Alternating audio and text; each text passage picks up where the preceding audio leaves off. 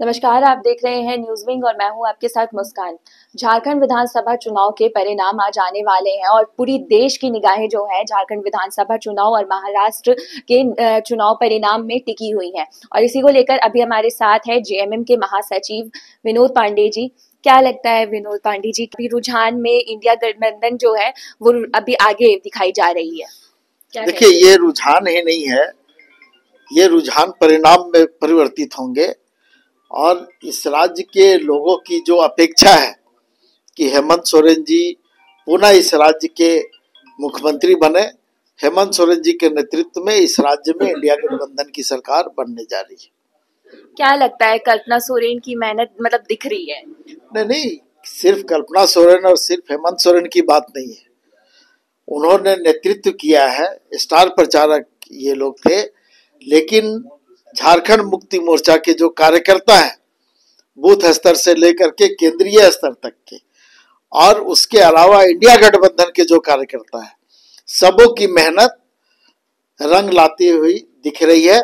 और नेतृत्व हेमंत सोरेन जी का आपको स्पष्ट रूप से दिख रहा है। जैसा कि इस बार महिलाओं ने एकदम बम्पर वोटिंग की है, बढ़ चढ़ के महिलाएं जो है सबसे ज्यादा इस बार झारखंड विधानसभा चुनाव में वोटिंग की बात करें तो एक तरफ महिलाओं की बात कर रहे तो बीजेपी के साइड से गोगो दीदी योजना थी और जेएमएम जो कि खाते में पैसा आ भी चुकी है, तो उसको लेकर क्या कहेंगे कि इसका भी कहीं ना कहीं लाभ मिल रहा है? नहीं, सिर्फ मैया सम्मान योजना की बात नहीं है, कई ऐसी योजनाएं जो हम लोगों ने सरकार में लाई और उसका सीधा लाभ इस राज्य की जनता को मिला। तो इस राज्य की जनता ने जो अपेक्षा सरकार से की थी वो पूरा होते हुए नजर आया। और हम लोग उतना ही बोलते हैं जितना हम काम कर सकते हैं। केंद्र की सरकार, या यूं कहें कि भारतीय जनता पार्टी, चुनाव के समय में कभी भी काम के नाम पर वोट मांगने का काम नहीं किया उन्होंने, लेकिन हम अपने किए हुए काम के नाम पर लोगों के बीच में गए और लोगों का जिस तरह से विश्वास हमारे ऊपर रहा, हमारे नेता के ऊपर में रहा, जिस तरह से लोगों ने वोट के रूप में आशीर्वाद देने का काम किया है, उसी का परिणाम है कि अभी हम 50 से ऊपर सीटों पर बढ़त बनाए हुए हैं। और ये सिर्फ रुझान नहीं है, ये परिणाम और बेहतर आपको देखने को मिलेंगे 12 बजे के बाद।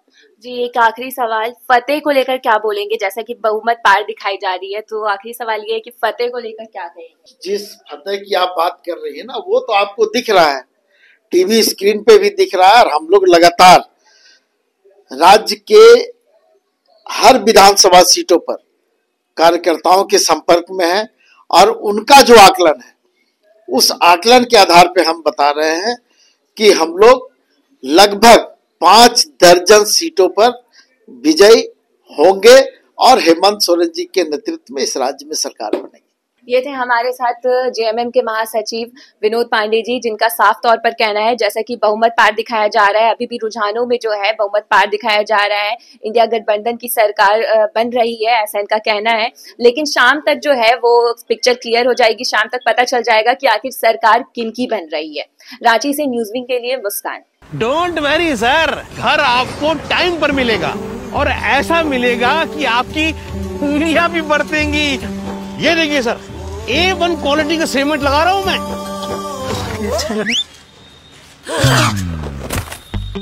मजबूती का सारा ठेका हम ही लिए हैं का?